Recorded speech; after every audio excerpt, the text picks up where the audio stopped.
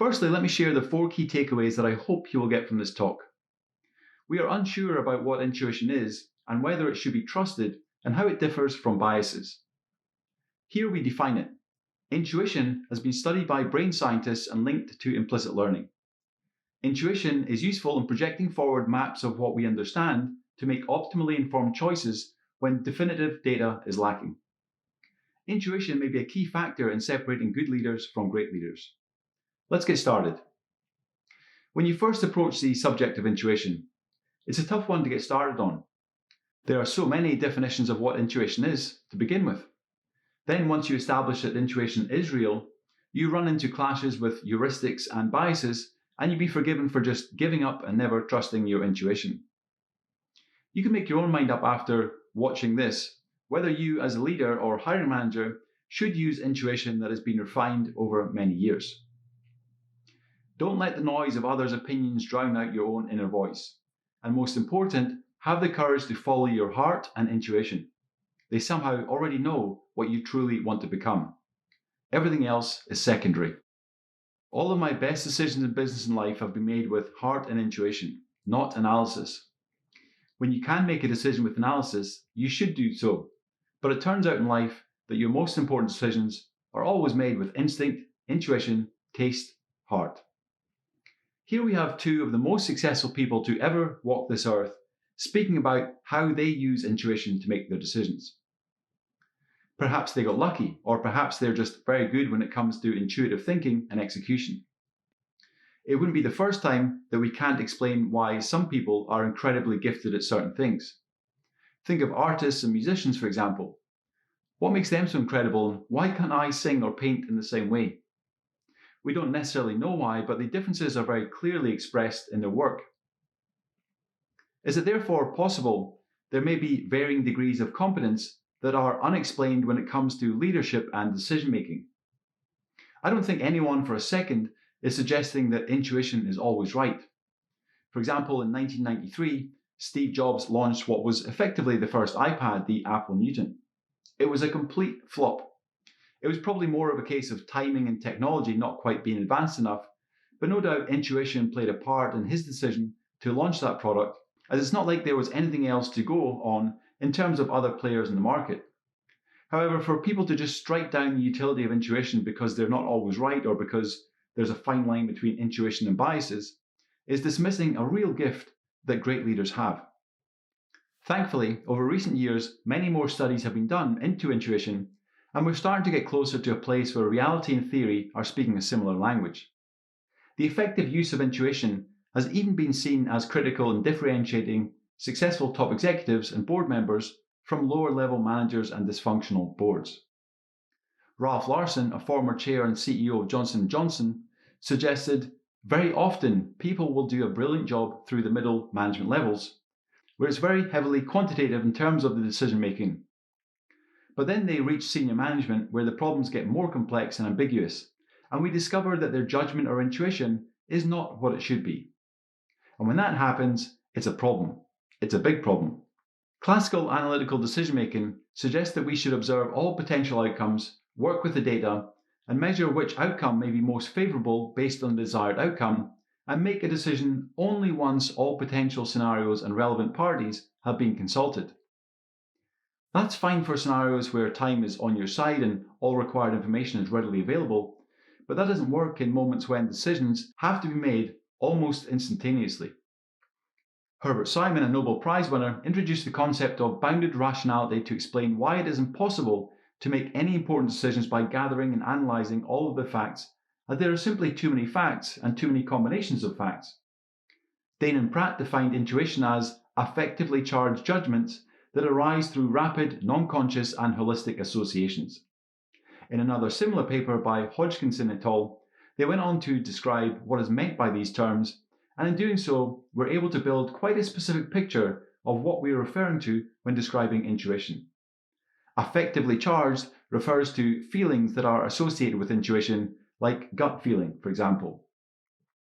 Ager notes that as executives make intuitive judgments, they often experience excitement and harmony. Non-conscious refers to the fact that intuition occurs outside of conscious thought.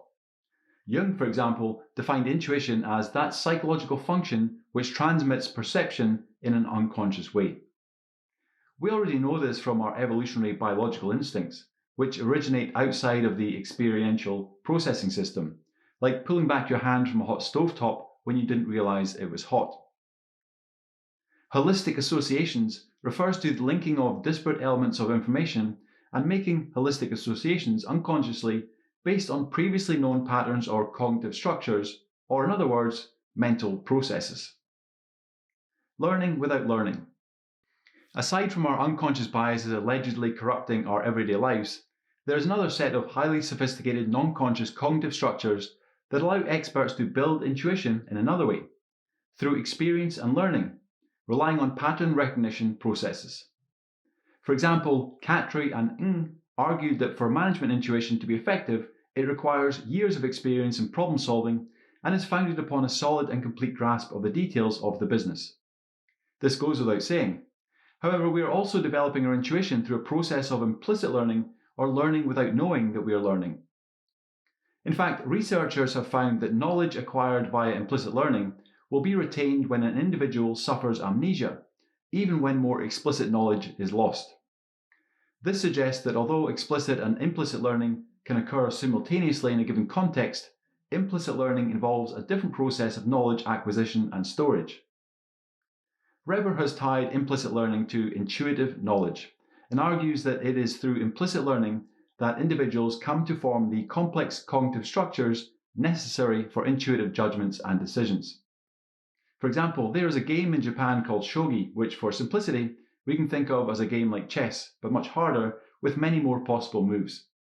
A group of neuroscientists studied the brains of professional players using MRI scans and compared these to scans of amateur players.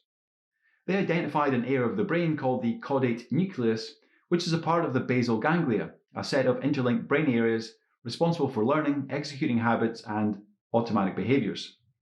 They found this area only lit up in the professional players' brains. Their conclusion was that this is the area of the brain linked to intuition and implicit learning, as the professional players were mapping out their next move based on previous experience, or in other words, using their intuition. What these unbelievably clever people seem to be suggesting is that there is an area of the brain that stores these folders of implicitly learned patterns and structures, which are then unconsciously recalled and projected onto new situations that lead us to make intuitive decisions. They're also suggesting that at some point in time, explicitly learned processes, once repeated, then also get stored in these same folders and form part of our learned process of intuiting. I spoke before about holistic associations. Another way to think about these as they relate to intuitive thinking is by taking our stored mental maps of what we know and subconsciously projecting new situations onto these known maps. When we recognize most of a map but not necessarily all of it, we make an intuitive decision based on what we at least already know. A good analogy of this is working with a jigsaw puzzle but without a reference picture. Let's say you have a 1,000-piece jigsaw puzzle of a horse in a stable. When you're about 800 pieces in, you recognize what the end result is going to be based on the pieces you have already laid. For someone who is very intuitive or has done many horse picture jigsaws before, they may recognize what the final image will look like after laying down only 200 pieces. Either way, at whatever point the final picture is formed in one's mind, it will be formed long before the final piece has been laid. This is akin to the holistic associations when we subconsciously recognize certain patterns emerging. Experts, or in this case leaders, get better and better at this with the more experience they get, or at least they should do. This was essentially the theory proposed in Klein's recognition prime decision model, which sought to explain how people can make useful predictions.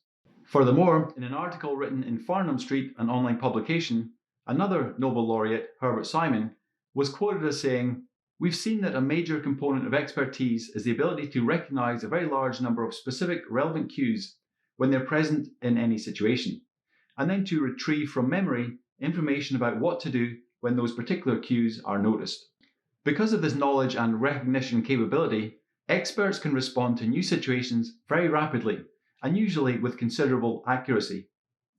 Of course, on further thought, the initial reaction may not be the correct one, but it is correct in a substantial number of cases, and is rarely irrelevant.